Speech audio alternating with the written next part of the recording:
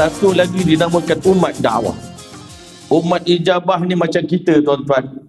Umat yang mana sudah menerima hidayah, sudah menerima Islam, telah menerima kalimah la ilaha illallah, umat yang telah beriman kepada baginda.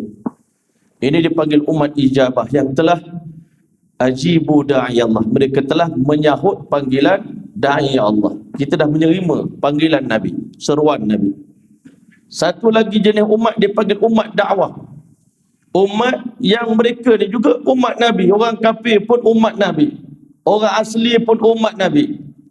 Orang Cina pun umat Nabi. Orang India pun umat Nabi. Orang Afrika pun umat Nabi. Orang Kristian, Yahudi pun umat Nabi. 73 golongan yang Nabi kata umat aku akan terpecah kepada 73 golongan, semuanya umat Nabi belaka. Cuma mereka ni dinamakan umat dakwah, yang akan beriman dengan Nabi dengan perantaraan dakwah. Sebab itulah tuan-tuan dan rahmati oleh Allah, Allah jadikan dakwah ila Allah ni amalan dakwah. Dakwah ni satu amalan. Dakwah ni satu kerja. Macam mana semayang ada kerja dia, tuan-tuan. Bila kita sebut semayang, dia ada perkataan solat, dia ada kerja solat. Sehingga kalau ada satu orang dia cuma berniat nak semayang tapi dia tak buat pergerakan solat, dia tak ambil wuduk, dia kata dia semayang pakai niat, maka sembahyang dia tak diterima. Sebab yang dinamakan ibadah ni qaulun wa amalun, perkataan dan perbuatan, wa'tiqadun dan juga akidah kita. Samalah juga 5 rukun Islam ni, tuan-tuan. Kalau kita tengok rukun Islam, bila kita sebut sembahyang, kita tahu kerja sembahyang. Bila kita sebut puasa, kita tahu pekerjaan puasa.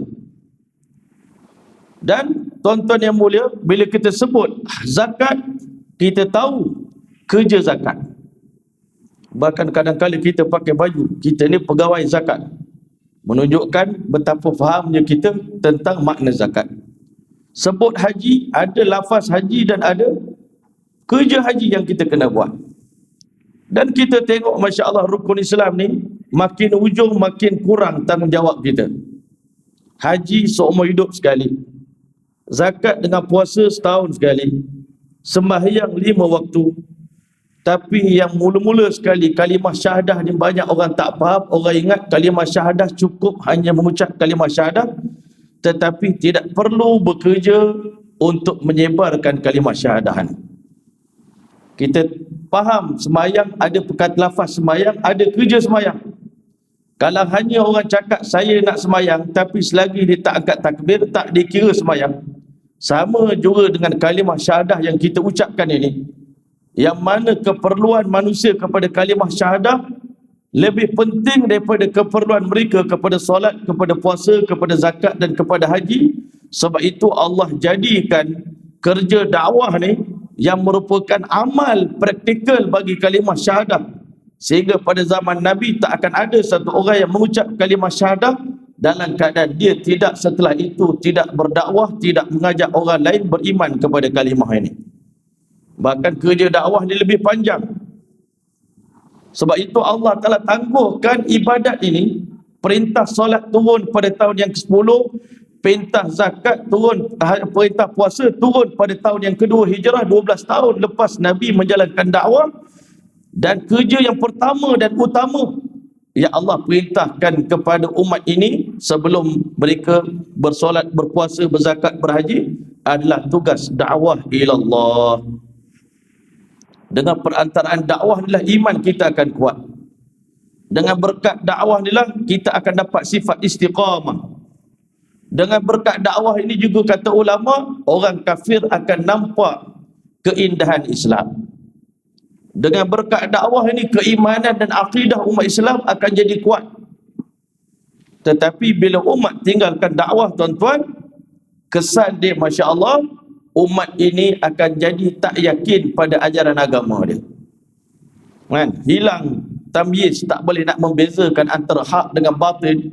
Sehingga hari ini kita nampak ramai umat Islam kata semua agama sama. Semua dia kata sama je agama. Bahkan sekarang, dulu di mulut orang kafir kata agama semua sama, ajak pada kebaikan. Kalau kita tidak berdakwah mengajak manusia pada Islam, tak mengajak manusia kepada Allah, kepada kalimah syahadah, orang Islam tak ada keinginan untuk ajak orang kafir pada Islam, lama kelamaan dia keluar daripada mulut orang Islam, semua agama sama.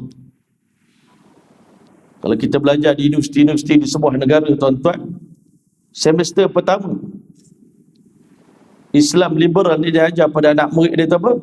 Semua agama sama. Islam tak boleh kata dia paling betul, Kristian tak boleh kata dia paling betul. Kenapa ini berlaku? Keyakinan hilang pada agama kerana orang Islam tak pernah mengajak orang lain kepada agama dia. Sebab itu